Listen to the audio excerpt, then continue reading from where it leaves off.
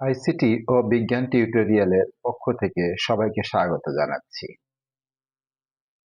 আমরা আজকে মহাবিশ্বে পানির উৎস সম্পর্কে আলোচনা করব।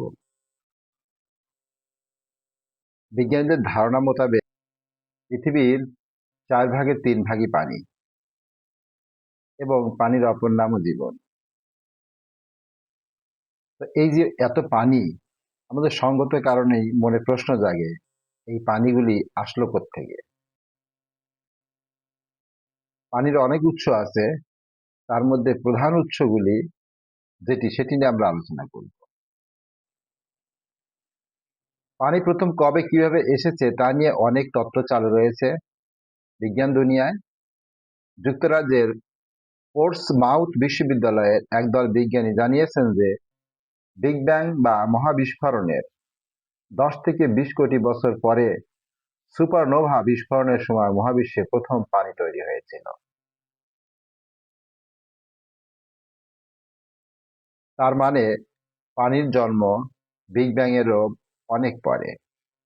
এখন প্রশ্ন জাগে, সুপারনোভা কি? সুপারনোভা হলো একটি নক্ষত্রের শেষ দশা। আমরা জানি আমাদের সূর্য একটি নক্ষত্র, এমনি আরো হাজার হাজার নক্ষত্র মহাবিশ্বে বিরাজ করছে। সেই নক্ষত্রগুলির জ্বালানি যখন শেষ হয়ে যায় তখন তারা ধ্বংস হয়ে যায়।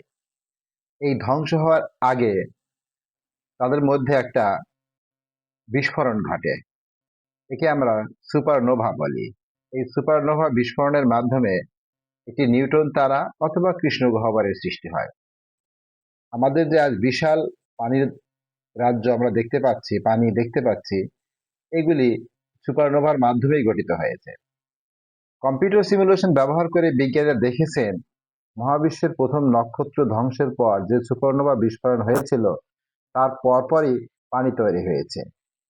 সেই বিস্ফোরণের ফলে উৎপন্ন অক্সিজেন ঠান্ডা হয়ে চারপাশের হাইড্রোজেনের সঙ্গে মিশে যাওয়ার ফলে পানি তৈরি হয়েছে বলে অধিকাংশ বিজ্ঞানীরা মনে করেন। এটি পানির সবচেয়ে বড় অংশ। শত শত কোটি বছর আগে পানির সৃষ্টি হওয়া, অতএব আমরা যে পানি ব্যবহার করছি তা মূলত একবারই জন্ম হয়েছে এবং একবারই নিঃশেষ হয়ে যাবে। তাই আমাদের সবার উচিত এই পানির সর্বোৎকৃষ্ট সদ্ব্যবহার করা। একসময় দেখা যাবে পানি নিঃশেষ হয়ে যাওয়ার কারণে আমাদের জীবনই বিপন্ন হয়ে যাচ্ছে।